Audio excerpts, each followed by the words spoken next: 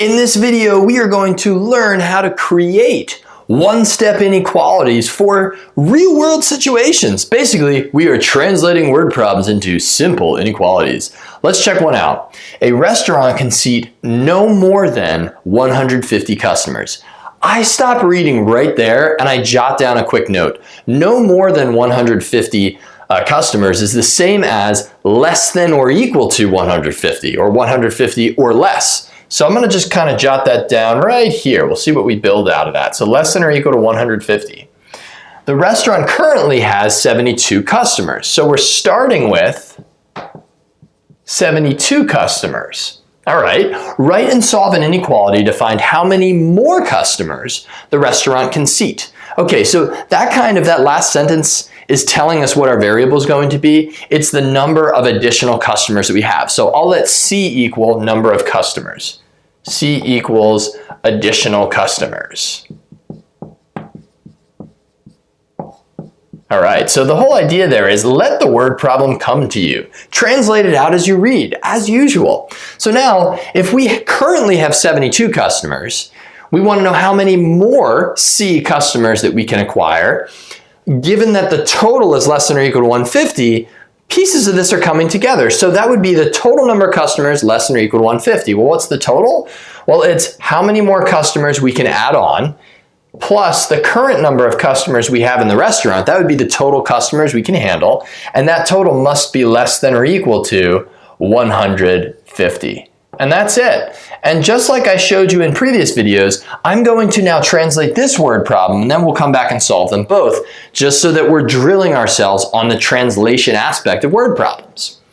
This month, you will withdraw $37 from your savings account. So to me, that means withdraw is take out minus 37.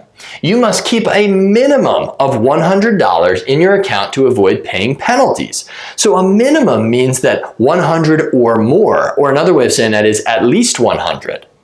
So that would be greater than or equal to $100. Just jotting down the translations. How much money must you have had in your account to avoid paying penalties? And there's an implication there. How much money must you have had in your account before that withdrawal so that you avoid paying penalties?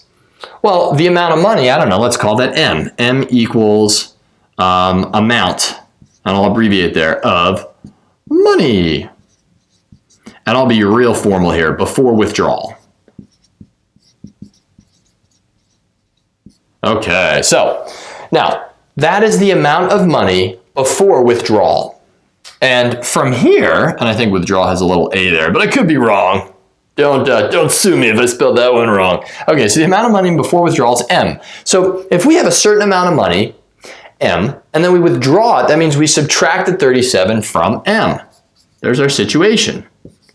And that would give us the total amount of money after withdrawal, right? The money I had before withdrawal, then I withdraw it, and that is the total money I have, and it must be a minimum of 100, or at least 100, greater than or equal to 100. And there you have it, folks. Now we have two simple inequalities from two different situations. So let's go back and solve them. So let's check out this one. Remember, we had customers plus the 72 that we already had there must be less than or equal to 150. So I undo addition by subtracting 72 from both sides. And so I'm left with C, because this cancels, is less than or equal to 78. So in a sentence, I would state that we can have 78 or less customers, right? So we cannot have more than 78 customers. 78 is the maximum number of customers we could have. We could have anything less than that. Okay, so now from here, we've got, back to this one, the amount of money that we need to keep in our account if we're going to withdraw 37.